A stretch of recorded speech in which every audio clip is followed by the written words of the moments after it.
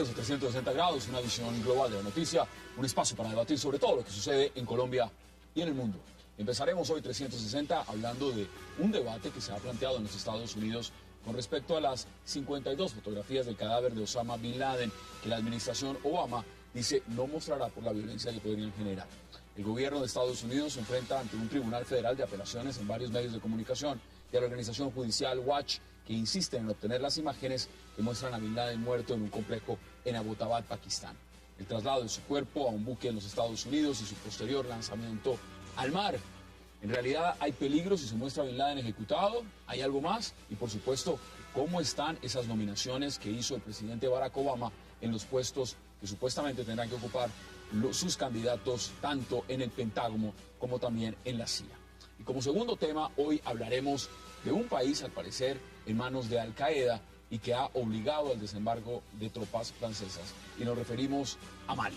El país africano está bajo conquista de terroristas de Al Qaeda, es, por supuesto, en esta región del Magreb islámico, de otra facción islamista fundada en 2010 y de los tuareg radicales de Ansar el-Din, lo cual es considerado un desafío a la comunidad internacional. ¿Acabará Francia con Al Qaeda en Mali? Lo debatiremos aquí esta noche en 360 con el toque internacional. Y en el tercer tema hablaremos al final del programa de lo que sería la llegada de la presidenta de Argentina, Cristina Fernández, a Cuba para visitar a su amigo y socio, el presidente venezolano Hugo Chávez. Esto justo después de que la OEA diera su visto bueno a la simbólica posición del chavismo. La mandataria gaucha anunció que llegó a Cuba con dos objetivos: llevar una Biblia a Chávez y reunirse con el líder cubano Fidel Castro y su hermano Raúl. ¿Fue Cristina a despedir a un amigo o a ultimar los últimos negocios que se han realizado entre ambos países? Tendrá tema de debate esta noche aquí en 360 y no se vayan, que en segundos empezamos con nuestros invitados.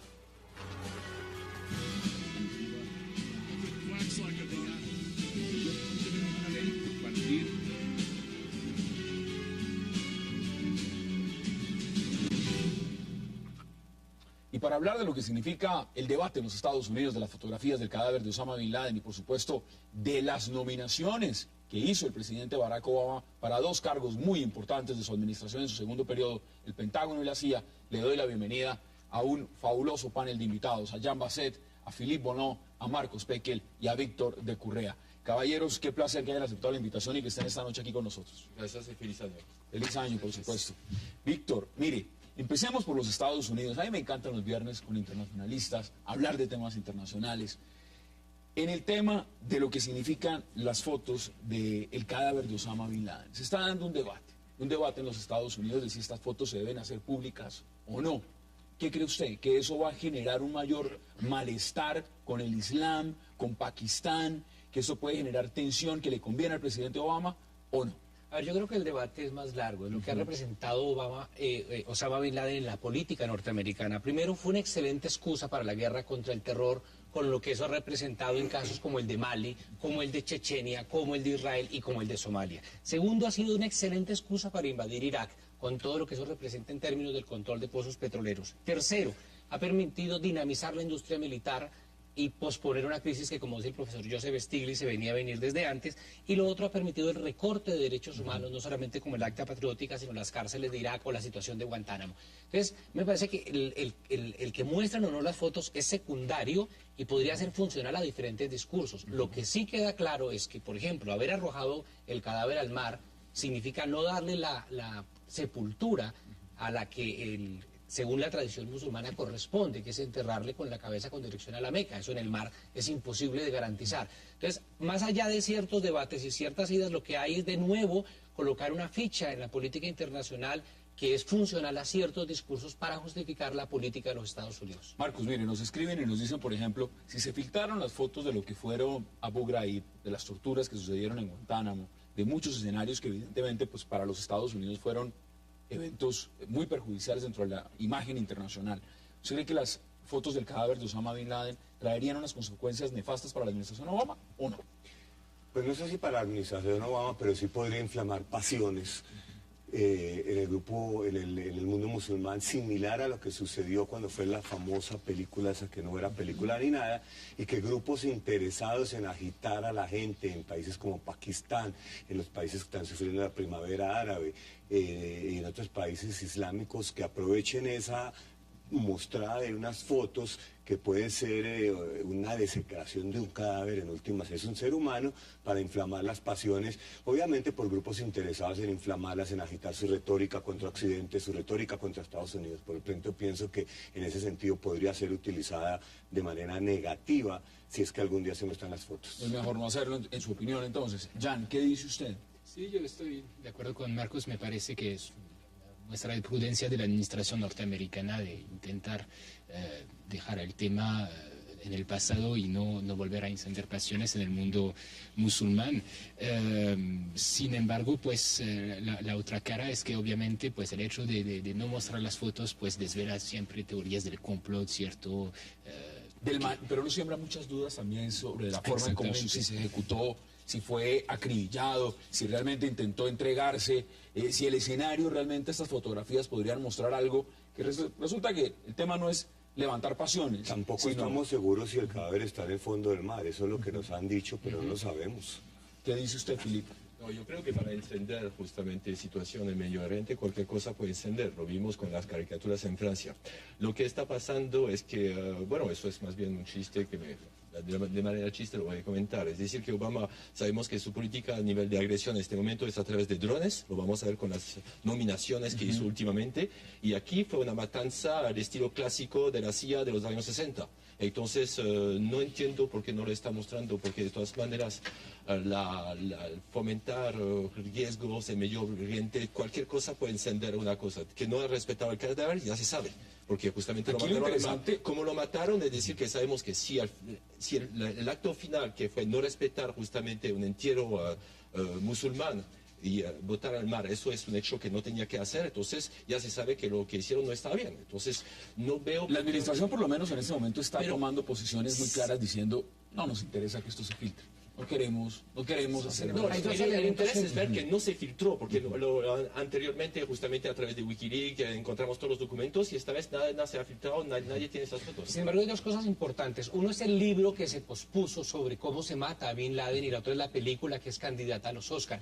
Yo me quiero referir sobre la película porque tiene que ver con una cosa importante. Esta directora produce una película que se llama Hard Locker, no sé cómo se tradujo, en el año 2010, que recibió el premio Oscar.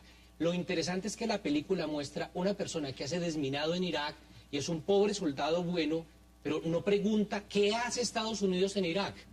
Lo curioso de la película, por lo menos los trailers, los análisis que he visto, es el problema de la justificación del terror, de la tortura. Es como yo soy capaz de torturar a un miembro de Al-Qaeda para llegar finalmente a Bin Laden. Y eso es lo que representa cuando yo hablo de cómo Bin Laden se convierte en una excusa para generar violaciones de derechos humanos. Importante lo que usted dice, porque ahora que vamos a empezar a mirar lo de las nominaciones, y en el caso sobre todo del señor Brennan en la CIA, pues ahí hay un tema apasionante frente al tema de su posición frente a los interrogatorios y los interrogatorios y por supuesto las torturas, ¿no? Lo que llaman el waterboarding. Mire, vámonos a abordar este tema que también es muy importante y tiene que ver con la administración Obama. Esas nominaciones al Pentágono y esas nominaciones a la CIA. ¿Qué busca Obama con esos dos candidatos, en su opinión, Marcos, que puso en partes fundamentales de lo que tiene que ver la defensa del país? Sumémosle a Kerry también, que es el equipo de seguridad nacional y nacional exterior. Yo pienso que Obama tiene una política exterior de mantenimiento, no es una política exterior ideológica de ir a seguir unos objetivos como pudo haber sido en la época de Bush, sino un mantenimiento de la posición de Estados Unidos, evitar los conflictos, no ir a aventuras bélicas a menos que sea absolutamente necesario y en el contexto de un consenso internacional amplio. Y creo que las personas que nombró, todos blancos, con una trayectoria política muy importante, buscas un mantenimiento y no una política exterior, ni novedad en la política exterior, ni grandes innovaciones. ¿Usted está de acuerdo, Jan? Sí, yo añadiría una cosa a nivel interno, ¿no? Yo creo que esas nominaciones están muy en el estilo de Obama, muy muy de conciliación con los republicanos que dominan la Cámara. Es decir, en Federal. este momento que se está hablando del tema, bueno, ya es más o menos superado, pero el tema del endeudamiento, del cliff fiscal, de todo lo que ha representado, de la deuda, es bueno coger un republicano y decirle, venga para acá. Exactamente, yo creo que es un poco el cálculo de Obama, y lo mismo para la nominación de Kerry, no nombrar a Susan Rice es un guiño un poco a los republicanos. ¿Qué tanto tuvo que ver Benghazi, por ejemplo, con lo de Susan Rice? El tema del mal manejo que se le dio cuando fue esta toma a la embajada de Benghazi, muere el embajador Sí, es norteamericano. la oveja negra para los republicanos que se habían opuesto muy fuertemente a su nombramiento, y por Pero eso... mire, antes de que vaya Víctor, le quiero preguntar a usted, porque hay un punto que usted no mencionó. El señor Hagel, en la Secretaría de Defensa, Netanyahu lo ha criticado mucho. Ha dicho que su posición frente a Israel no es favorable. Y hay un punto interesante que se lo quiero preguntar de una vez. Ha enviado el mensaje casi que al lobby israelí como diciendo, hagamos que nuestros senadores o los senadores que apoyamos no vayan detrás de ratificar esa candidatura. ¿Qué dice usted al respecto? Uy, esos son muchos temas. Primero que todo, las organizaciones judías en Estados Unidos se han manifestado de distintas formas al respecto y han rebajado, digamos, la oposición a Hagel, incluso las grandes organizaciones judías como el American Jewish Committee, la ADL y AIPAC, que ni siquiera se han manifestado, han dicho que no se van a oponer a la nominación. Y hay otros grupos que tienen también sus propios intereses respecto a esto. Ahora, han salido grandes defensores de Hegel respecto a su política en general frente a Israel, frente a Irán, que tienen visiones distintas. Lo interesante del proceso de nominación en Estados Unidos es la visibilidad que le da a la persona, y la persona queda bajo un escrutinio que es brutal. Y en ese escrutinio aparecen todo tipo de grupos, todo tipo de opiniones que dio el señor Hegel en el año 2003, por ejemplo, las sacan a relucir ahorita. Con respecto al tema de Irán, por ejemplo, Hegel ha sido una persona que se ha opuesto a Una política agresiva, atacar a Irán, claro. y pienso que Obama también. Y Obama no tiene ningún interés en entrarse en una aventura militar con Irán, y no lo va a hacer, y Hegel es esa política, pero Hegel es en un mainstream. Hegel no es un político fuera de la visión de la visión que tiene Obama, de una visión pragmática y una visión de lo que es la política exterior. Él no sale de esos Mira, parámetros. importante lo que dice, vamos a hacer una pausa porque regreso quiero que veamos ya empezar a ver las declaraciones que han dado ambos, Brennan y Hegel, y para que puedan también participar tanto Philip como Víctor de Currea. Vamos a la pausa y ya regresamos.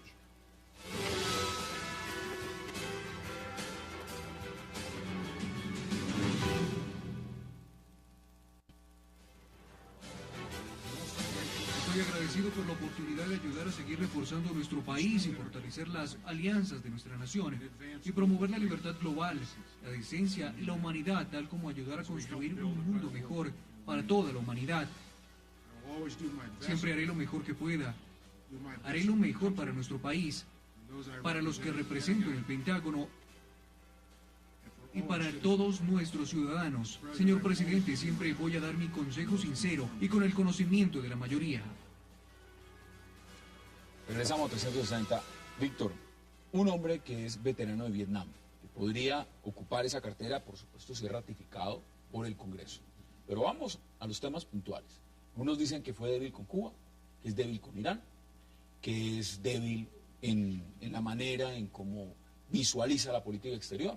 Imagínense cómo sería en el tema de defensa. O eso es una muy buena posición en lo que quiere Obama en este momento. A ver, cuando nos preguntamos si las expectativas que teníamos de la proyección de política exterior de Obama cuando llega al poder, se nos prometió que Guantánamo sería cerrado durante el primer año, se nos prometió el retiro de tropas de Irak, la reducción de operaciones en Afganistán, una nueva política para Somalia y el manejo de la crisis con Al-Shabaab, e incluso una visión diferente frente a Yemen.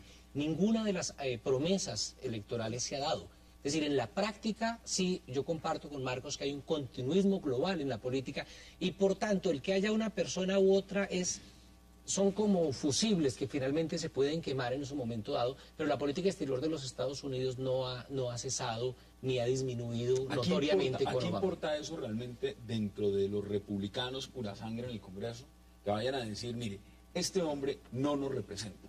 Este hombre no representa los intereses reales de los Estados Unidos y sencillamente esa nominación, muy bonita, muy linda, pero nosotros no la aprobamos. ¿Ustedes ven ese escenario posible? El problema es que dentro de la agenda, por ejemplo, el debate presidencial del año pasado, la política exterior era el último de los puntos. Si vemos el tercer debate entre Obama y el señor cuyo nombre no puedo acordarme, era imposible que subiera el rating en el momento del debate de la política exterior. Los Estados Unidos estaban preocupados por la migración, por el desempleo, por la recesión, por el problema de las hipotecas, pero la política exterior finalmente es como la cenicienta de la gran política global y Obama no le va a apostar a una cosa diferente al contrario. Philip, ¿qué dice No, usted? y una cosa que ha cambiado. Cuando Obama llegó al poder, entonces no conocía nada de guerras, de conflictos y esto. Ahora se ha vuelto un experto. Es decir, que él está desde la Casa Blanca manejando la política de dron que está manejando, puso hombres que podía controlar. Entonces, en este momento ya sabe que son hombres que lo va a seguir en su política exterior. Entonces, ahora se ha vuelto el jefe supremo, no solamente de Estado, también de la parte militar, y Obama su política internacional la está manejando él mismo con su gente. ¿Cómo ve usted lo del señor Hagel en el Pentágono? ¿Le gusta? ¿Le parece que es una carta valiosa para Obama? Y la gran pregunta, ¿usted cree que el Congreso se lo va a ratificar? Yo creo que sí lo va a ratificar porque digamos que los republicanos no tienen intereses en dividirse porque sobre esta cuestión, ¿sí? Tiene apoyos en el Partido Republicano, el señor Hagel, y yo no dudo que sea ratificado. Mire, un tema interesante porque son dos nombres, en dos vertientes complementarias, se podría decir, la CIA y el Pentágono. Cuando uno ve al señor Brennan, al otro señor, el que va a ocupar, a reemplazar al señor David Petraeus, lo que uno se encuentra es un hombre experto en inteligencia, un hombre que ha apoyado la campaña de aviones no tripulados en Yemen, en Pakistán, un hombre que ha estado también, así diga que no, detrás de todo el tema de torturas y de política de interrogatorios durante lo que fue la guerra contra el terrorismo. Entonces, ¿qué quiere decir esto? ¿Estamos poniendo una paloma en un lado y estamos poniendo un halcón en el otro? ¿Es eso? ¿O estamos sencillamente aplicando en el Pentágono una visión suave frente a Irán o la imagen de que va a ser suave contra Irán cuando en el fondo lo que estamos poniendo en la CIA es un hombre totalmente agresivo? ¿Qué dicen? ¿Cómo es el análisis que Yo hace lo usted? veo distinto, ojalá. Yo pienso que la CIA va a tener un papel muy importante en la segunda administración de Obama como lo ha tenido. En la ausencia, entre otras, no estoy tan de acuerdo con Víctor. Pienso que ya las fuerzas de Estados Unidos se retiraron de Irak. De Afganistán hoy anunciaron ya por lo menos el retiro de las fuerzas de combate y solamente va a haber mantenimiento. Pienso que ante la ausencia de conflictos y ante zonas que se están calentando terriblemente como el Pacífico, África, pienso que la CIA va a jugar un rol preponderante y por eso él pone una persona como Brennan, que es la persona de resultados. Si nos gusta, si no nos gusta, no, pero una persona que ha dado resultados en lo que ha hecho. ¿Usted ve que ha sido efectivo antes de que hagamos declaraciones de él el tema de las misiones de aviones no tripulados? Pienso que para la visión que tiene Estados Unidos, sí, han matado muchos líderes, han matado muchos civiles, están aplicándola en Yemen, en Pakistán, en Somalia, ahorita vendrá Mali también en la lista. Todos los que se puedan hacer Pienso que la ordinarios se den política de cuenta. drones para Obama le sirve porque no está poniendo en riesgo vida de soldados americanos. Cuando mueren, y son también, uno que otro líder muere. son misteriosas. Pienso que la rata de muertos civiles contra terroristas es alta, pero ha sido efectiva en la muerte de muchos. Y justifica que es un fallo técnico, si hay muerte de civiles. Entonces, Veamos declaraciones, veamos Sí. declaraciones. es peor, sí.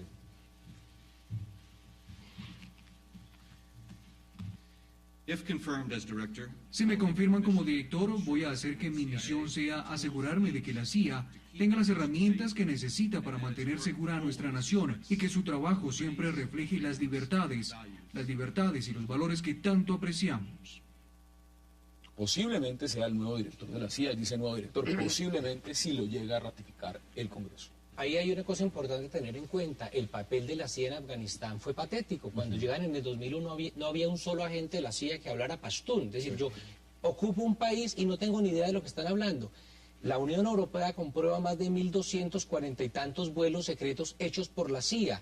Lo de Guantánamo, la política del Patriotic Act dentro de los Estados Unidos. Es decir, el modelo de seguridad ha mermado la defensa de los derechos humanos por un lado y dos, tampoco le ha dado resultados. Yo creo que en el caso pakistaní la cantidad de protestas que ha habido y la cantidad de mandos medios e incluso superiores dentro del ejército pakistaní que se oponen al uso de drones es bastante importante. De hecho, hubo un bloqueo en el suministro y en el paso de suministros hacia la OTAN y hacia Afganistán por parte del gobierno pakistaní precisamente por el problema de los drones. Entonces, no es una cosa menor el asesinato continuo de civiles, ya no solo desde el derecho internacional humanitario, sino desde la política exterior de Estados Pero Unidos. es que eso, lo que usted plantea también tiene una gran configuración internacional, porque es que estas misiones realmente no se saben cuántas son. se sabrán internamente, de manera confidencial. Pero casi 7 por día. Sí, pero en el amplio público de la opinión pública, pues no sabemos el señor Obama cuántas está utilizando, ni cuántos bombardeos se efectúan. Y por lo menos se hace ante la imagen internacional de un presidente muy pausado, muy calmado, cuando en realidad está a la ofensiva permanente. ¿Ese costo operativo representa que tenga que poner a personas como estas en esos cargos? Sí, pero a ver, es que a mí me parece bastante lógico poner un halcón en la CIA y una paloma, digamos, en defensa. O sea, eso, el mensaje está muy claro. O sea, ahí no es tiempo de guerra, estamos en tiempo de paz. Pero tiempo de paz no significa que somos todos amigos, significa que preservamos nuestros intereses por otros medios, ¿sí? ¿Estás de acuerdo? Sí, claro, lo que decíamos antes, de que a la ausencia de grandes conflictos armados, la inteligencia empieza a ocupar un papel fundamental en toda la estrategia de relaciones exteriores y de seguridad nacional de los Estados Unidos. Vamos entonces ahora a lo que significa futuro, porque es que aquí empieza un segundo periodo donde Hillary Clinton no va a estar, un segundo periodo donde León Panetta no va a estar, un segundo periodo donde también se va a cambiar secretario del Tesoro, y por supuesto ustedes ponían un nombre al inicio que es el del senador John Kerry. Si llega a ser este el hombre que ocupe la Secretaría de Estado. ¿Hacia dónde apunta Obama, caballeros, en sus conclusiones de este tema? Philip, ¿hacia dónde apunta Obama en este segundo periodo? ¿Qué es lo que busca? ¿Qué es lo que quiere? Bueno, se dio cuenta justamente con su política de matanza a través de los drones, porque digo, realmente es matanza, es violación de derechos humanos todos los días, que nadie le está haciendo justamente críticas sobre esto. Esto va a continuar, la nominación lo muestra. Entonces, intervención más directa de Estados Unidos puntuales en diferentes países, vamos a ver en Mali qué van a hacer. Y eso... Pero el Mali va a su país. ¿Ah? Ahorita vamos a Sí, hablar de Mali va a su país. ya vamos. Pero es decir que hay un intervencionismo no solamente justamente en medio ambiente, en el Costa Pacífico y en la región de África, estoy de acuerdo. Entonces va a haber más intervención americana. Es decir, que aquí no es solamente el servicio de inteligencia, es servicio también de ataques directos. Y los ataques directos ahora no van a estar en la autorización del Pentágono, directamente con Casablanca y con CIA van a mandar... ¿Hacia dónde apunta, en su opinión, el señor Obama en su segunda administración? Apunta a la política interna. Interna. Sí. Y entonces por eso, digamos, este perfil en cuanto al exterior apunta a la política A mí siempre interna. me gusta cuando ustedes dicen que va a la política interna y uno se da cuenta de los Estados Unidos siempre está metido en algún lado por fuera. Si no es en uno o en dos o en tres, en algún frente internacional No, de acuerdo. está operando. Necesitan los insumos externos. Entonces, Pero la diferencia, Hazar, es que lo van a hacer en el marco de un amplio consenso. Exacto. Estados Unidos no va a ir a mandar una flota a algo donde no haya un consenso, donde no haya una situación que lo requiera. No van a hacer aventurerismo, No. van a hacer mantenimiento. Y vimos en Libia que Estados Unidos jugó un rol preponderante, pero fueron Francia e Inglaterra los que estuvieron al frente y Estados Unidos detrás. Pienso que eso es lo que Obama está buscando. Conclusiones. ¿Qué busca Obama? Yo creo que lo que va a buscar es un continuismo. La gran esperanza de Obama, yo creo que, por lo menos desde mi punto de vista, fue una gran frustración en términos de política internacional. Otro premio de paz desperdiciado, porque la misma semana mandó 17.000 soldados más a Afganistán. Y yo creo que la apuesta que hace por un sistema guerrerista, un manejo imperial de la política exterior, le va a pasar cuenta tarde o temprano a la política exterior de los mismos Estados Unidos. Señores, vamos a hacer una pausa y al regreso vamos a entrar a hablar de la crisis en Mali. Una crisis que muchos no entienden, pero para eso están estos invitados. Todos nos van a explicar exactamente qué pasa en Mali y por qué es importante para gobiernos como el de Francia, para África, para el Magreb, para el islamismo y por supuesto también qué tiene de toque de Al-Qaeda. Ya volvemos con Mali.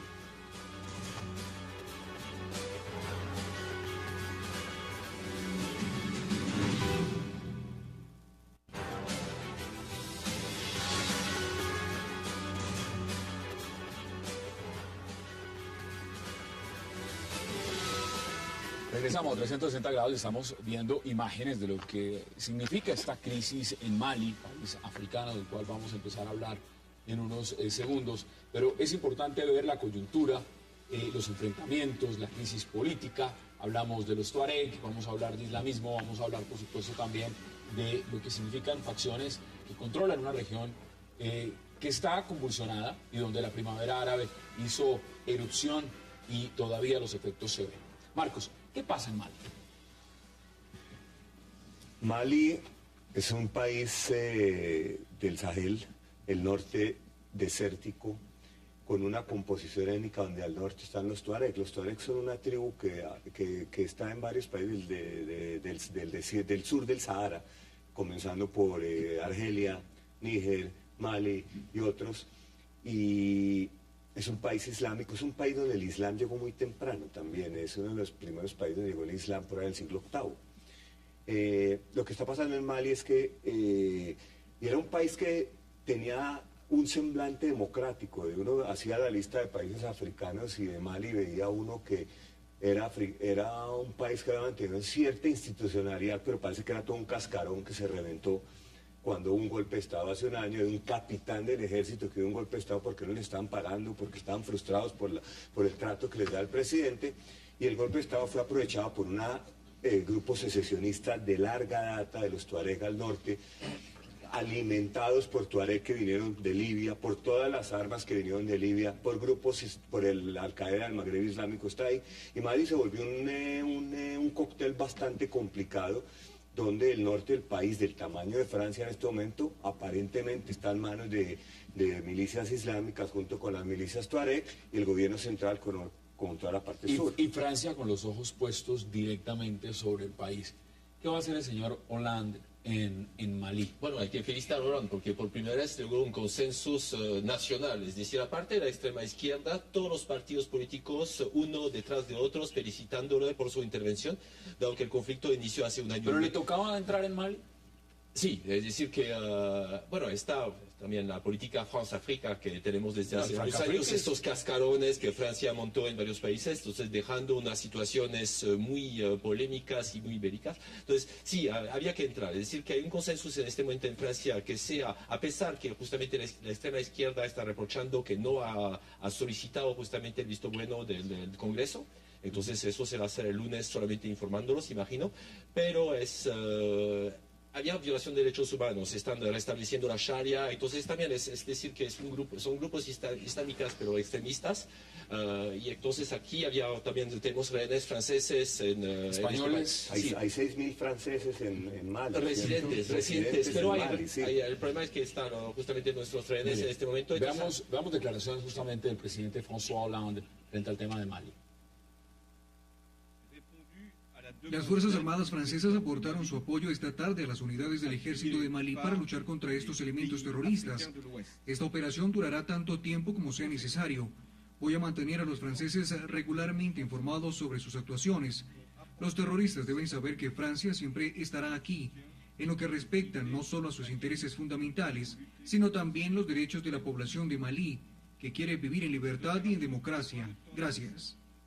Víctor, ¿cuál es el problema real en Mali? Pero hay dos cosas. Lo primero, la constitución de los Estados-nación que se hizo en África. Cuando uno ve las fronteras de Mali fueron hechas sin tener en cuenta para nada la población local. Como todos los países africanos. Sí, ya al presidente Charles de Gaulle ya le habían dicho los Tuareg, por favor reconózcanos como una minoría, como un Estado-nación con cierta autonomía. Francia nunca hizo caso a ese tipo de reclamos, curioso, y estableció las fronteras como quería. La revuelta del 62 fue aplastada, la del 92 fue aplastada, la del 2007 fue aplastada, y ahora aparece una revuelta tuareg 2 meses antes del golpe del capitán Sanogo, fue el 11 de enero cuando se levantan los tuareg y toman buena parte del control del norte de Mali. Ahora, por el otro lado está Al-Qaeda del Magreb Islámico, cerca de los campamentos de Tinduf y esta zona de Mauritania, y es decir, tenemos unos tuareg que le ganan a los militares, pero tenemos unos grupos de Al-Qaeda que le ganan un pedazo a los tuareg. Entonces yo diferenciaría, dos frentes de guerra, o sea, 3 guerras diferentes. La de los tuareg, yo diferente a Marcos, diferencio entre los tuareg como grupos rebeldes, nacionalistas, que no son de la rama islámica. Usted les ve su derecho autónomo también. Claro, es que creo que el discurso, sí, el debate no empieza hace un año, empezó hace mucho. Y lo otro es el debate y los islamistas que están generando un grave problema de orden internacional. Pero, perdón, me extiendo un segundo. Al igual que Somalia y al igual que Chechenia, el problema es que cuando no se dan oportunidades a propuestas progresistas incluyentes, terminan por crear vacíos de poder que son llenados por grupos radicales, como pasó con Al-Shabaab en Somalia o con los radicales de Chechenia. ¿Cómo lo viste? Sí, Efectivamente, pues lo que pasa es que los Tuareg habían empezado el movimiento entonces al principio del año pasado y poco a poco fueron desplazados, digamos, al interior de la rebelión del norte por las milicias islamistas, por diversos grupos.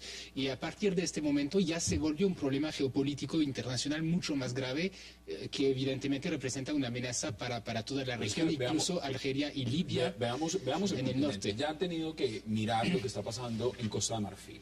Ya hemos visto lo que está pasando en Sudán, ya hemos visto lo que pasó en Túnez, hemos visto lo que pasó en Libia, hemos visto lo que ha pasado en Egipto. Si empezamos a ver el continente, por supuesto cada uno con sus matices diferenciados, porque eso no es lo mismo, pero estamos viendo un continente en una situación realmente muy difícil y muy dramática, donde la comunidad internacional tiene que entrar. ¿Qué dice usted? No, yo estoy de acuerdo con lo que dijo Víctor. La creación del Estado-Nación en África es una perversidad.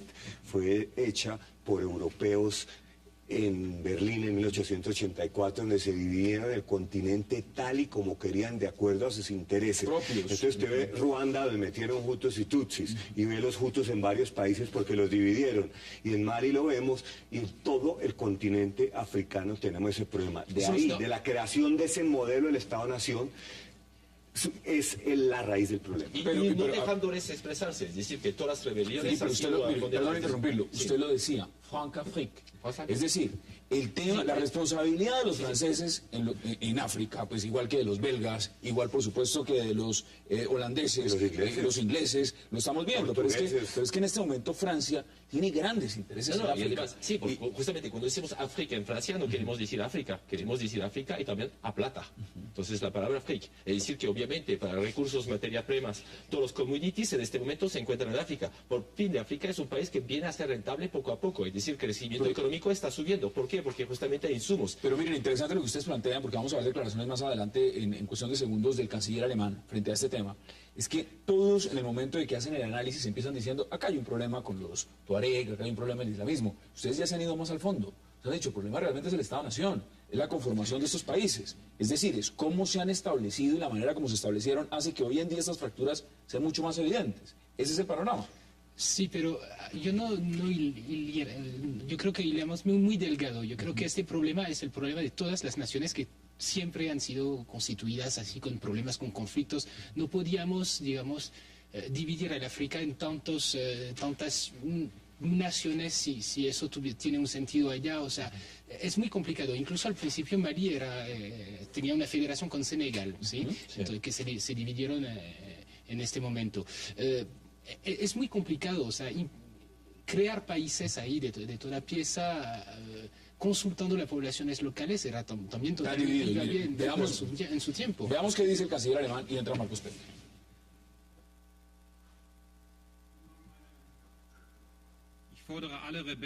Hago un llamado a todos los grupos rebeldes a cesar de inmediato sus acciones militares.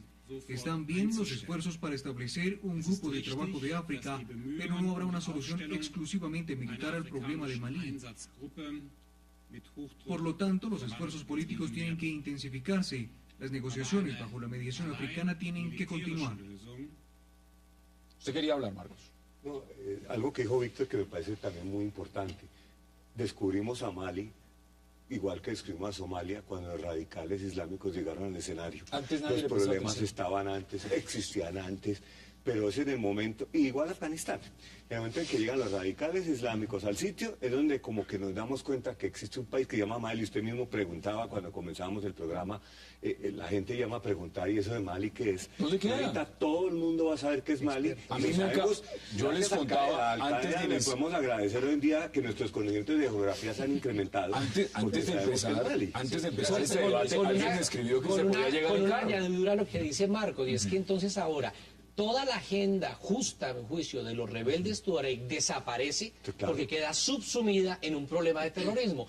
Todo el problema de la relación de los clanes en Somalia queda subsumida porque el problema es el terrorismo. Entonces, la lógica contra el terror, que fue tangencialmente la mencionamos en la primera parte, se impone como una política única y una forma de cómo leer África y de cómo leer los conflictos armados. Pero entonces... No es solamente una lectura, perdón, o sea, los tuareg han sido desplazados por los islamistas en la rebelión del norte, es un problema también real. O sea, al principio, un problema, digamos, es el problema de la independencia del norte de Mali, que podemos discutir, pero el problema ahora no es este. El problema es que ahí tenemos grupos islamistas radicales que practican, digamos, una política de extorsión a través de la toma de rehenes en toda la región, tráficos de armas y de todos tipos, y que representan realmente una amenaza de desestabilización. Claro, el problema es que la salida militar es oportuna. ¿Por qué no se hizo en el 2007? ¿Por qué no se hizo en el 92? Los otros grupos que habían en la zona, perdón, los fulani, por ejemplo, o los árabes que hay en la zona, han sido terriblemente discriminados por la política de Bamako. Entonces, si tiene una zona absolutamente tierra de nadie, después es un poco injusto quejarse de que florezca la mala hierba donde nunca hicimos un cultivo decente. Felipe, brevemente, porque tengo que ir a la pausa. Lo que quiere decir que la guerra ya se sabe que la perdió los tuareg, justamente. Es decir, que eso es lástima, es decir, que no podían expresarse. En este momento la intervención de Francia no es contra los tuareg, pero va a dañar a los tuareg, y lástimamente porque justamente esos grupos terroristas. Pero vamos a hacer la pausa porque tenemos que mirar también en la coyuntura. Esto es una región que ha sido convulsionada por lo que algunos han llamado la primavera árabe. Vamos a ver si la primavera árabe en este momento ha tenido efectos colaterales en Mali. No se vayan, ya volvemos. Llegó a Colombia Fonte Celta, el agua mineral más pura. Fonte Celta, enriquecida con solidaridad.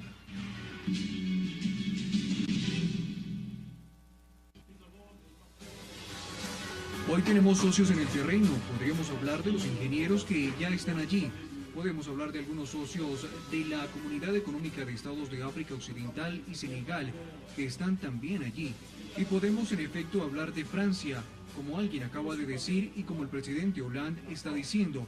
Hay ciertos elementos que ya existen ahora, lo que significa que hay cuestiones operativas que necesitamos para hacerle frente. Puede ser cada uno en términos concretos, y cómo eso puede ser integrado en el programa general.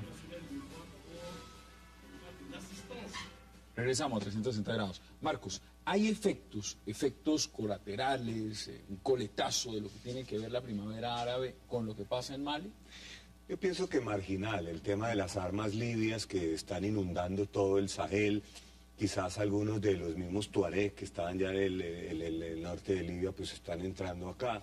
Quizás yihadistas que están viendo de distintos países, que están viendo un mundo mucho más abierto y más poroso, donde pueden llegar a apoyar cualquier causa. Pero pienso que los problemas de Mali, como los estamos viendo, se vienen gestando desde hace tiempo al interior del país. Al interior del país. ¿Está de acuerdo, Jan?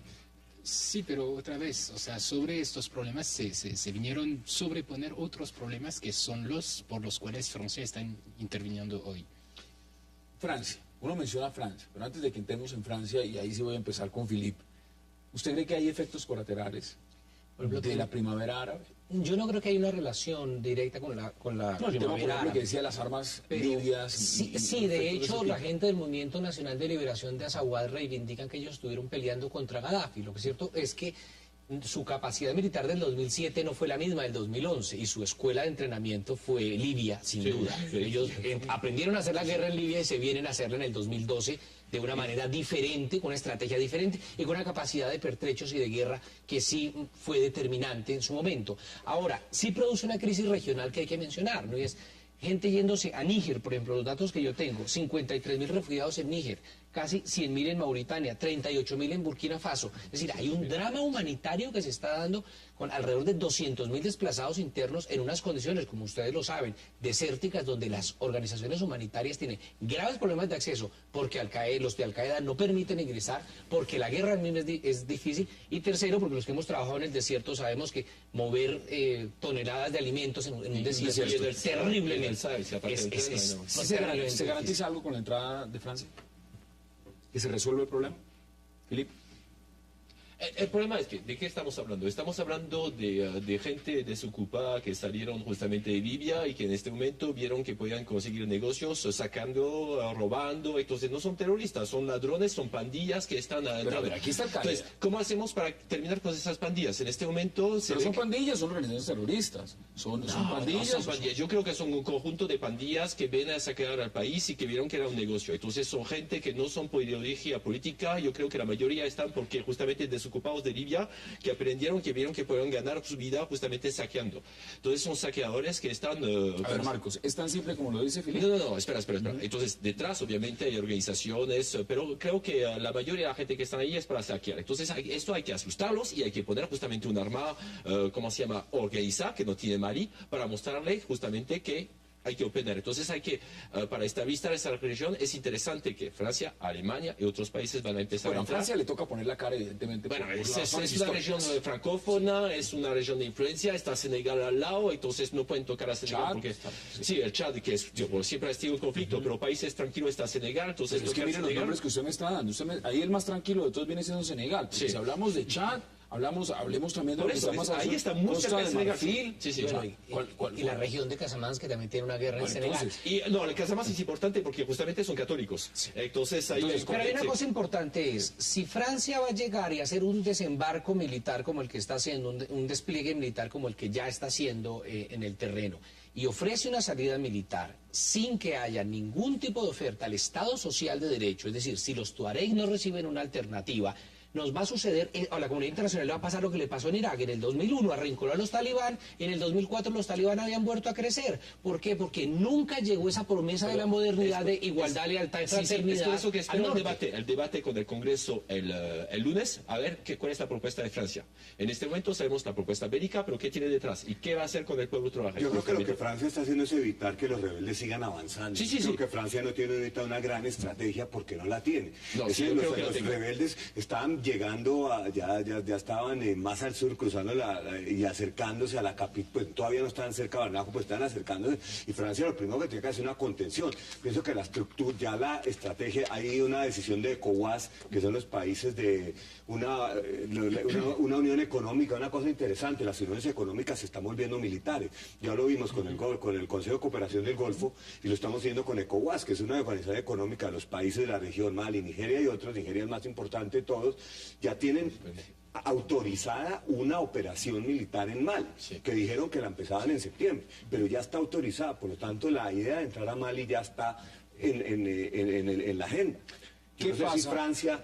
la idea de Francia es ocupar todo el norte de Mali, es sacar a los yihadistas de Mali. No fue creo de manera, como se llama, ya hace meses que le está preparando Hollande, ya estábamos esperando justamente con el caso de los rehenes, ya se sabía que iba a haber una intervención.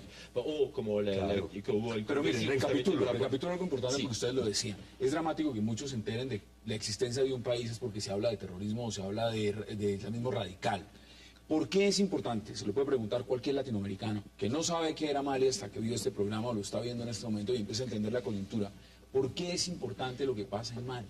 ¿Por qué realmente es importante en la coyuntura internacional? ¿Por qué el mundo está centrado en este momento mirando esta crisis y diciendo, hombre, esto es de vital importancia para la Porque comunidad Mali es internacional? el Afganistán de África ahora. Usted va a tener la percepción que se tiene es que Mali se va a convertir en tierra de nadie, donde va a haber campamentos de entrenamiento de radicales islámicos. No importa lo que hagan ahí, si destruyen Timbuktu, y que de ahí van a tener influencia sobre toda una serie de países vecinos, todos con estados débiles o fracasados que son vulnerables a eso, O en y transformación política. eventualmente Europa, que está ahí al otro lado del mar. Y Por lo está en tanto, pleno esa- centro de Hay una cosa Está en el centro de clara, África. Sí. las políticas neoliberales que ahora el Fondo Monetario Internacional se disculpa 30 años después, impusieron un tipo de política económica profundamente excluyente a los sectores más pobres dentro del continente más pobre que es África. Eso era llenado años atrás a través de discursos socialistas y o comunistas, esa oferta de justicia. Ahora esa oferta de justicia y la base social, gracias a la religión, la está aprovechando de manera instrumental los grupos yihadistas. Por eso han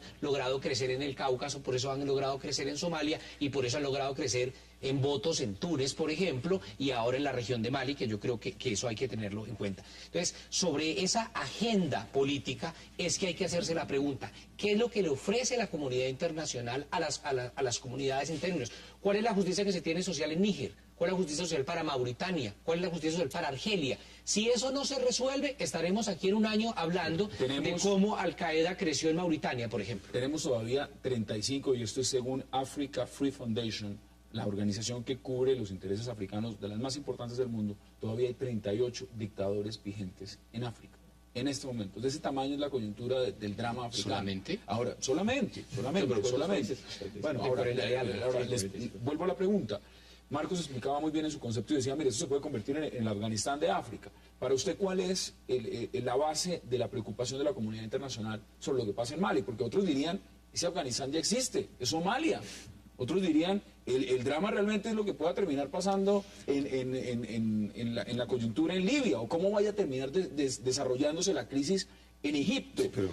¿Cómo lo Basta dice? mirar un mapa del noroeste de África. Mali está en el corazón de esta región, ¿sí?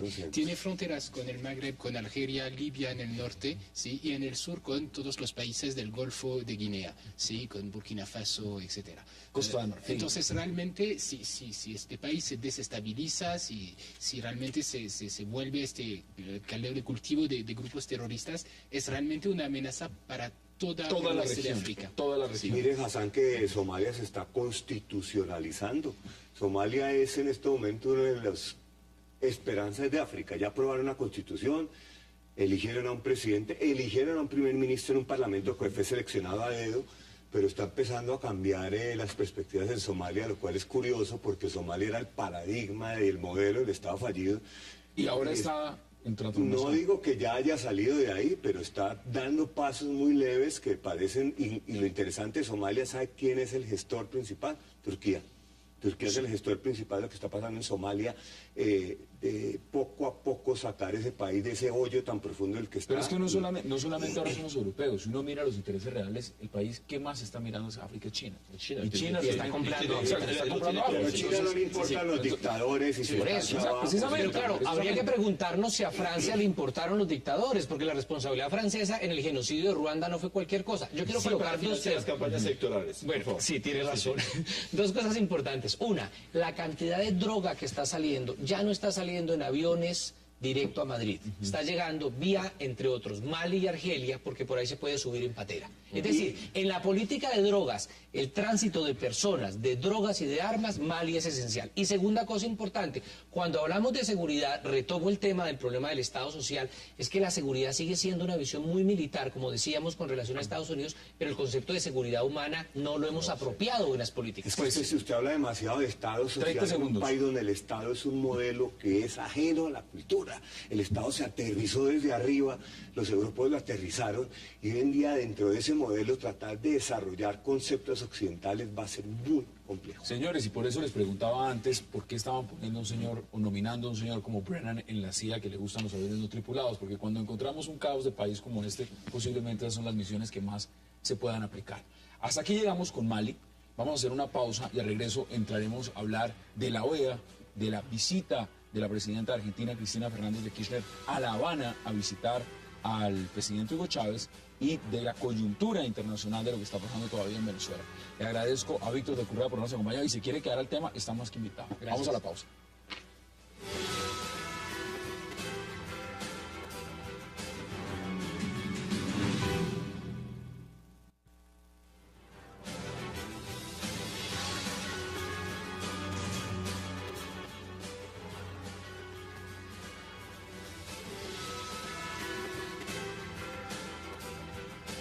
Regresamos a 360 grados y ahora vamos a hablar, por supuesto, hemos estado muy pendientes de la situación en Venezuela y pues el día de hoy han sucedido eventos importantes, el tema de la visita de la presidenta Cristina Fernández de Argentina a La Habana, Cuba. Y por supuesto la OEA. Marcos, ¿usted cómo ve lo que ha pasado en Venezuela? A grandes rasgos, evidentemente ayer vimos el presidente Chávez, pues no juró, pero pues hubo posesión de algo, por lo menos suspendida. ¿Cómo ve usted lo que está pasando con la OEA, con la visita de Cristina Fernández? Yo no hablar de Venezuela, que ya se ha tratado suficiente, pero sí lo que me parece fascinante es la posición de las instituciones latinoamericanas. La OEA, UNASUR, ¿dónde está UNASUR? Cuando destituyeron al presidente Lugo en Paraguay, de acuerdo a la ley, obviamente había intereses políticos, UNASUR llamó a sus embajadores a consulta, y Maduro fue y Colombia también lo arrastraron en eso. Ahorita estamos viendo lo que es una típica opereta latinoamericana. Nosotros somos un continente a pesar de nosotros mismos. Un presidente que se posesiona, no sabemos ni siquiera si está vivo, pero asumamos que está conectado a un respirador en La Habana. Se posesiona le dieron expectativa al Tribunal Supremo de Justicia cuando ya se sabía lo que iba a decir. Si el chavismo necesita que el Tribunal de Justicia diga que el cielo es verde, lo va a decir. Es verde. En Venezuela no existe la separación de poderes. Entonces el Tribunal Supremo de Justicia dice algo que ya se sabía que lo iba a decir. Y estamos viendo una opereta de la OEA. Pero usted lo plantea muy bien, digamos, ¿por qué la OEA con Paraguay hace lo que hace y la OEA con Venezuela sencillamente Porque Chávez apenas se pronuncia y dice... Chávez no, le dio un golpe gracias a la OEA en la conferencia de Panamá en el 2007, cuando el señor Insulza criticó fuertemente a Chávez por el cierre de Radio Caracas Televisión y había una propuesta, no para condenar a Venezuela, pero por lo menos para llamarle la atención. Y Chávez amenazó con retirarse de la OEA. En ese momento la OEA quedó neutralizada en todo lo que ha sido las dificultades y digamos que los recortes a las libertades democráticas del continente, a la prensa. Eso implicaba que no solamente se iba Venezuela, sino se llevaba todo el combo. Claro, por eso lo que está pasando con la prensa en Argentina, lo que está pasando con la prensa en Venezuela, en menor escala en Ecuador, en Bolivia, todas esas arbitrarias, en Nicaragua ni se diga, hoy en día pasan desapercibidas. Mientras que en Paraguay UNASUR reaccionó fuertemente contra, acá UNASUR no ha dicho, esta boca es mía. ¿Qué dice usted? No, aquí estoy de acuerdo. No, lo que me interesó justamente es que Kirchner llegó vestida negra con la Biblia en mano, entonces yo pensaba que se había muerto, pero bueno, lástimamente no. Mire, pero, leyendo... Hay una cosa interesante en este viaje, saliendo un poquito del tema, es justamente la posición de Argentina. Argentina está viajando con avión inglés, no sé si saben. Entonces eso fue interesante. Hace unos meses está criticando a Inglaterra. Cristina va para una gira, la presidenta de Argentina va para una gira en Asia. Sí, el problema es que esta escala no tenía por qué hacerla de ninguna forma. Y además le habían advertido las mismas autoridades en Venezuela, del gobierno de Venezuela, no vaya a La Habana, porque primero es contraproducente. Segundo, el presidente no la va a poder atender. Pero no va a poder atender. Es de campaña, está en pura campaña política. Es decir, que es para mostrar una de sus frentes, que aquí estoy. Pero vamos por partes. Vamos a hablar de Cristina, pero sí. ¿Qué piensa usted de la posición de la OEA, de lo que ha dicho José Miguel Insulza, secretario general de la OEA, frente a aceptar de manera clara, concisa, directa, sin poner el más mínimo pero lo que ha ocurrido en Venezuela? Sí, cuando en otros escenarios habría hecho otras cosas. Chávez hace lo que le ha dado gana en este momento. Es justamente decir que tiene un poder de influencia. No sé si hace lo que les da la gana en este momento. Veamos en gráficas más o menos qué dijo. No, es catastrófico. Es decir, que no hay ninguna oposición, ni siquiera. Entonces. Constitucionales de Venezuela con respecto a la toma de posesión del presidente de ese país. Más o menos alcanzamos a escuchar un pedazo. Importante es porque lo que está diciendo es, no, pues nosotros estamos de acuerdo. La misma oposición en Venezuela ha pedido reunir con el secretario Insulza. Evidentemente se van a reunir. ¿Qué salga de ahí? Pues después de ver ese comunicado, después de ver la posición de la OEA, ¿qué va a salir? Absolutamente nada. Además, porque la oposición venezolana se dividió bastante sobre este asunto. Capriles ha sido relativamente moderado comparado con otros que han criticado mucho más esta decisión del tribunal. ¿Qué nos dice esto sobre la Carta Interamericana Democrática de la OEA? ¿Qué nos dice esto sobre los estamentos multilaterales de la región? Porque nos vayámonos a los más simples. Aquí ya estamos hablando de movimientos que se han creado, se ha pensado en el extremo de sustituir la OEA, de acabar la OEA. Entonces, ¿hacia dónde apunta? Porque las críticas, muchos dirían, no es contra el organismo como tal, que en su misma composición, creación está limitado, sino frente a la misma función que ejerce el secretario general. Pareciera que ese secretario general está coartado, está amarrado. Es que digamos, las organizaciones internacionales en América Latina no son mucho más que la suma de los estados, ¿sí? Y a partir del momento en que los estados no quieren oponerse por distintas razones a lo que ha pasado en Venezuela y a este juramento ¿Ustedes que están amarradas por el tema del consenso, por ejemplo? ¿Es uno de los temas? Sí, primero, están los países chavistas que obviamente pues están de acuerdo y los otros que pues no quieren cazar peleas por lo menos en este momento, entonces nadie se quiere meter ahí. Yo pienso que las organizaciones internacionales de por sí están en crisis todas, porque es muy difícil lograr consensos entre estados.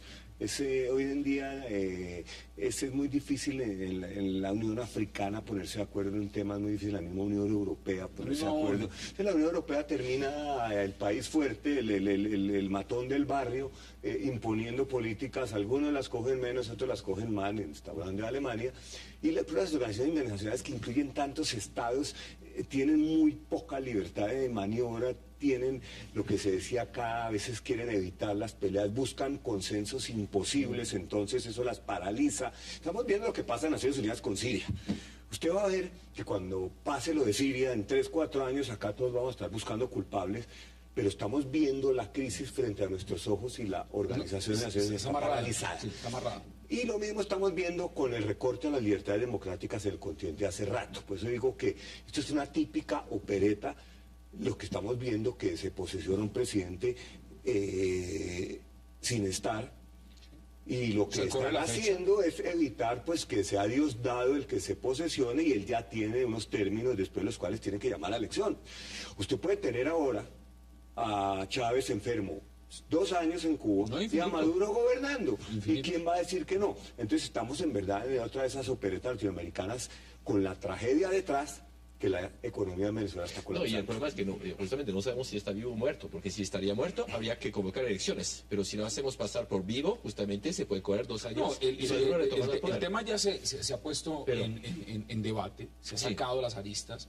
La otra pregunta también es, la visita de Cristina Fernández muestra también lo que significó la visita, la presencia del presidente de Uruguay, José Pepe Mujica, también en esta celebración que se hizo en Caracas. Es decir, hay mandatarios que de una u otra forma dependen directamente de Venezuela. Y de Venezuela lo digo bajo el régimen o el gobierno del presidente Hugo Chávez. En ese sentido, ¿qué representa la visita de Cristina Fernández a La Habana cuando, repito, porque ya lo dije, el gobierno de Venezuela le había dicho, señora, allá no hay que ir, señor no la puede recibir? ¿Por qué va entonces? Pues va, digamos que primero hay que recordar que Cristina Fernández tiene una relación muy estrecha con Venezuela. Dependiente económica. Dependiente económica, hay un escándalo de corrupción que parece que hubo un financiamiento oculto de la campaña de Cristina Fernández por Venezuela. Por lo menos eso no ha sido juzgado, pero digamos que el escándalo ha estallado, ¿no? Entonces, obviamente, pues Cristina Fernández está muy cercana a Venezuela, y entonces yo supongo que quería marcar ahí. ¿Pero qué va? ¿Va a verificar si el señor está muerto, a ver si los negocios siguen en la agenda? ¿Va a verificar si está con un respirador? ¿O va a verificar de verdad llevarle una Biblia? ¿Qué es lo que va a hacer a Cuba? No, pero es pro mediático. Es decir, que hay una crisis en Argentina de Plata, le secuestraron su navío, ¿cómo se llama? La Patria. Ella esta vez se fue con un escándalo en Inglaterra en este momento, porque justamente se fue con un avión alquilado a Inglaterra, porque no podía salir con su propio avión, porque si no lo pueden secuestrar en cualquier país asiático donde se va a encontrar. Entonces también de una operación mediática. Yo creo que no va a verificar nada porque no sabe y sabe que nadie la va a recibir.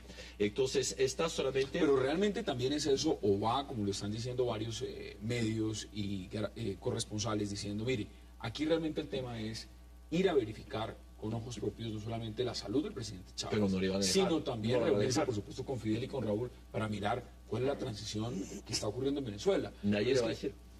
¿Nadie lo va a hacer? No, yo pienso que si la situación de Chávez es tan grave como estamos pensando acá, nadie se va a acercar ahí, porque lo que están cuidando acá es el secreto, porque están en Cuba. La idea es que si se filtra mañana realmente que Chávez está en un respirador, digamos, en una situación donde ya no puede nunca más volver a ser sí mismo, ¿cómo se va a poder mantener una situación en Venezuela? Pero lo que decíamos acá, usted puede tener una situación, y es que Argentina también es el paradigma de lo que es la política infuncional en América Latina. Desde que surgió ese tema del peronismo. Aquí lo hablábamos, el chavismo se estaba convirtiendo en un peronismo. El peronismo en Argentina, que nació en 1950 y todavía sigue existiendo, y Perón ya murió y sus esposas murieron. El peronismo es algo que es indefinido, no es ni izquierda ni derecha, es una mezcla de todo, hace que el país sea muy infuncional. En este momento Argentina, la deuda que tiene Argentina con Venezuela es gigantesca. No, pero el comercio depende realmente de la balanza comercial que tenía, por ejemplo, Venezuela y Colombia se trasladó la exportación de carros a Argentina. nosotros, empezaron a comprar los carros de Argentina, los carros que exportamos nosotros, pero la deuda, lo primero que le dio Chávez a Cristina fueron 1.600 millones de dólares en bonos, pero posteriormente eso ha crecido y ya los negocios, como decía él, son de un tamaño con corrupción incluida, que hace que dos regímenes tan infuncionales como esos se junten. Están funcionando. Mire, vamos a hacer nuestra última pausa y entramos en la recta final de 360 grados, hoy viernes internacional, con nuestros invitados y para seguir hablando, por supuesto, de lo que ha sido la visita de la presidenta argentina, Cristina Fernández de Kirchner, de Argentina a La Habana, a visitar a Hugo Chávez, y también del rol de la OEA en la decisión de ayer en Venezuela. No se vayan, ya volvemos.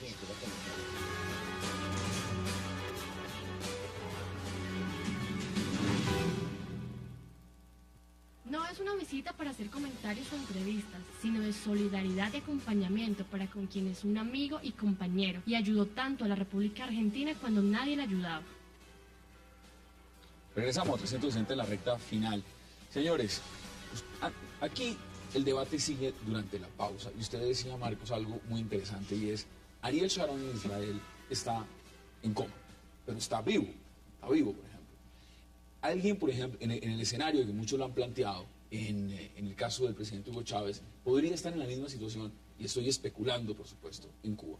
Y el gobierno seguiría funcionando, operando bajo el modelo que se acabó de aprobar ayer en Venezuela. ¿Esto qué significa, por ejemplo, para muchos de los mandatarios que están ligados a Venezuela? No hablemos solamente de lo que puede ser Argentina, hablemos del ALBA, hablemos de los que están de una u otra forma ligados por Petrocaribe, los que tienen fuerte influencia a través del ALBA. Filip, ¿esto representa un status quo que hay que mantener? Y sencillamente se está manteniendo en este momento. Mientras que no se sabe qué hacer, vale la pena mantener un status quo. Es decir, que factible que justamente los chavistas vuelvan a ganar elecciones, pero mandar elecciones en este momento no sería el mejor momento. Entonces la idea es ver estratégicamente cuándo. Entonces, yo creo que hay una posibilidad que esté justamente en este momento en el Estado que ya no va a poder volver a gobernar. Eso es muy factible. Entonces puede ser que no sea en comato, pero está demasiado débil y que no se pueda recuperar. No sabemos. El problema es que, yo insisto, Francia fue uno de los países, Mitterrand fue el primero que escondió justamente su condición cuando tenía su cáncer de próstata, pero un gobernante tiene que decir lo que tiene. Entonces me gustó cuando justamente el presidente aquí en Colombia mostró su estado de salud. Los presidentes tendrían que mostrar su estado de salud para mostrar si son capaces de gobernar todavía. En Venezuela no lo sabemos, entonces nadie, la población, ningún grupo de oposición, más allá de la oposición, justamente el grupo chavistas, están diciendo queremos saber el estado actual. Y bueno, no se conoce la Junta Médica. Se tendría que tener, es decir, que yo creo que en una democracia tendríamos que tener la hoja de salud del presidente. ¿Vamos a seguir viendo maratón de presidentes visitando La Habana en estos meses?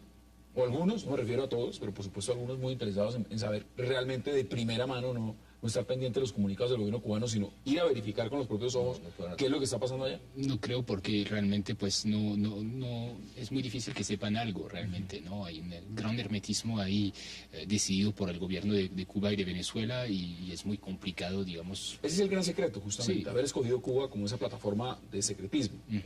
Pues es algo bastante típico en Cuba, ¿no? O sea, es nada nuevo para Cuba. Marcos, ¿qué dice usted? No, yo vuelvo al tema de que en toda esta opereta volvemos a las organizaciones que fueron cooptadas de verdad por Chávez. Las organizaciones políticas del continente cooptadas por Chávez. Y ese... ¿Pero cuál le parece más grave? ¿Le parece más grave? UNASUR ya sabíamos prácticamente cómo estaba. Me parece gravísimo UNASUR porque la OEA ya la habíamos descartado. Ya hace rato venimos diciendo, y eso a camino me parece que la OEA algunas cosas todavía hace. La OEA hace rato venimos diciendo que ya no es, que no sirve, que no hace nada, que está en Washington, que Estados Unidos. Pero UNASUR, que se creó con bombos en platillo, ese fue el hijo de Lula y Chávez. Cuando fue el tema de Colombia de las bases, actuó. Sí, condenando a Colombia. Se posesionó. Cuando vino lo de Paraguay, fue un espectáculo deprimente, comenzando por Colombia y Perú y Chile, que se dejaron arrastrar por Chávez y retiraron a su embajador de un derrocamiento que sí tuvo elementos políticos, pero que estaba ajustado a la ley. Esa era la ley, separación de poderes, que es lo que no estamos viendo en Venezuela. En Paraguay el Congreso actuó con base en sus atribuciones, instituyó al presidente Lugo y nombró al presidente Franco. Hoy en día aún los embajadores no han regresado a Asunción. Y luego aquí vemos en este escenario ocurre callados. En Venezuela. ¿Cómo? En este escenario están totalmente callados. Claro, en este escenario no han dicho nada vemos que estas organizaciones fueron cooptadas por un líder que sí fue único por su carisma, por su fuerza y por su plata del petróleo, que logró cooptarlas. Su conclusión en 40 segundos porque se acabó el tiempo. Es el problema de la democracia actual. En ese momento se mide si un país es democrático si la gente han votado por él. Si hay elecciones, si hay elecciones, y eso, es decir, que eso justifica todo. Entonces, si la gente ha votado por una persona, eso se justifica que un país es democrático. Y no estoy de acuerdo con esta concepción, porque justamente cuando tiene todos los medios de comunicación a su poder, cuando puede manejar los tres poderes, eso no me parece ser un país democrático. Conclusiones en 30 segundos. Al mismo tiempo, siendo pragmático, ¿qué podrían decir las organizaciones internacionales? Llamar a elección, ganaría Maduro. Eso es cierto. La gran pregunta es si por lo menos deberían de pronunciarse. Pero Sí, cuando... pero si gana Maduro se legitima. Sí. Aquí no está legitimado. Pero solamente por elecciones, sí. Bueno, y hasta aquí llegamos con esta emisión de 360 grados. Quiero agradecerles por habernos acompañado el día de hoy. Y gracias, por ejemplo, Jean Basset por haber aceptado la invitación, Marcos Pequel y Philippe Bollon.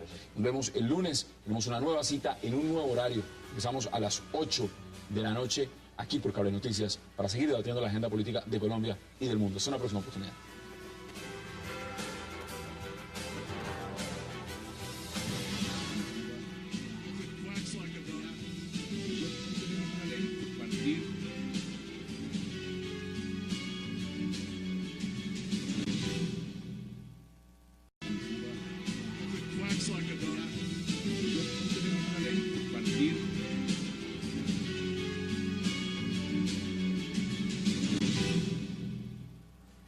Bienvenidos a 360 grados, una visión global de la noticia, un espacio para debatir sobre todo lo que sucede en Colombia y en el mundo. Empezaremos hoy 360 hablando de un debate que se ha planteado en los Estados Unidos con respecto a las 52 fotografías del cadáver de Osama Bin Laden que la administración Obama dice no mostrará por la violencia que podrían generar. El gobierno de Estados Unidos se enfrenta ante un tribunal federal de apelaciones en varios medios de comunicación y a la organización judicial Watch, que insisten en obtener las imágenes que muestran a Bin Laden muerto en un complejo en Abbottabad, Pakistán. El traslado de su cuerpo a un buque en los Estados Unidos y su posterior lanzamiento al mar. En realidad hay peligro si se muestra a Bin Laden ejecutado, hay algo más y por supuesto cómo están esas nominaciones que hizo el presidente Barack Obama en los puestos que supuestamente tendrán que ocupar sus candidatos tanto en el Pentágono como también en la CIA.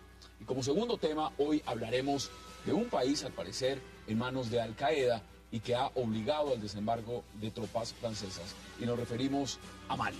El país africano está bajo conquista de terroristas de Al Qaeda. Es, por supuesto, en esta región del Magreb islámico, de otra facción islamista fundada en 2010 y de los tuareg radicales de Ansar el-Din, lo cual es considerado un desafío a la comunidad internacional. ¿Acabará Francia con Al Qaeda en Mali? Lo debatiremos aquí esta noche en 360 con el toque internacional. Y en el tercer tema hablaremos al final del programa de lo que sería la llegada de la presidenta de Argentina, Cristina Fernández, a Cuba para visitar a su amigo y socio, el presidente venezolano Hugo Chávez. Esto justo después de que la OEA diera su visto bueno a la simbólica posición del chavismo. La mandataria gaucha anunció que llegó a Cuba con dos objetivos: llevar una Biblia a Chávez y reunirse con el líder cubano Fidel Castro y su hermano Raúl. ¿Fue Cristina a despedir a un amigo o a ultimar los últimos negocios que se han realizado entre... De manera chiste lo voy a comentar. Es decir, que Obama, sabemos que su política a nivel de agresión en este momento es a través de drones. Lo vamos a ver con las nominaciones que hizo últimamente. Y aquí fue una matanza al estilo clásico de la CIA de los años 60. Entonces, no entiendo por qué no lo está mostrando, porque de todas maneras, fomentar riesgos en Medio Oriente, cualquier cosa puede encender una cosa. Que no ha respetado el cadáver, ya se sabe, porque justamente Aquí lo mataron. Como lo mataron, es decir, que sabemos que si el acto final, que fue no respetar justamente un entierro musulmán, y botar al mar, eso es un hecho que no tenía que hacer, entonces ya se sabe que lo que hicieron no está bien. Entonces no veo... La administración por lo menos en este momento está tomando posiciones muy claras diciendo no nos interesa que esto se filtre. No queremos hacer nada. El interés es ver que no se filtró, porque anteriormente, justamente a través de Wikileaks, encontramos todos los documentos y esta vez nada se ha filtrado, nadie tiene esas fotos. Sin embargo, hay dos cosas importantes. Uno es el libro que se pospuso sobre cómo se mata a Bin Laden y la otra es la película que es candidata a los Oscar. Yo me quiero referir sobre la película porque tiene que ver con una cosa importante. Esta directora produce una película que se llama Hard Locker, no sé cómo se tradujo en el año 2010 que recibió el premio Oscar. Lo interesante es que la película muestra una persona que hace desminado en Irak y es un pobre soldado bueno, pero no pregunta qué hace Estados Unidos en Irak. Lo curioso de la película, por lo menos los trailers, los análisis que he visto, es el problema de la justificación del terror, de la tortura. Es como yo soy capaz de torturar a un miembro de Al-Qaeda para llegar finalmente a Bin Laden. Y eso es lo que representa cuando yo hablo de cómo Bin Laden se convierte en una excusa para generar violaciones de derechos humanos. Importante lo que usted dice, porque ahora que vamos a empezar a mirar lo de las nominaciones, y en el caso sobre todo del señor Brennan en la CIA, pues ahí hay un tema apasionante frente al tema de su posición frente a los interrogatorios y los interrogatorios y por supuesto las torturas, ¿no? Lo que llaman el waterboarding. Mire, vámonos a abordar este tema que también es muy importante y tiene que ver con la administración Obama. Esas nominaciones al Pentágono y esas nominaciones a la CIA. ¿Qué busca Obama con esos dos candidatos, en su opinión, Marcos, que puso en partes fundamentales de lo que eran ambos países? Tendrá tema de debate esta noche aquí en 360 y no se vayan, que en segundos empezamos con nuestros invitados.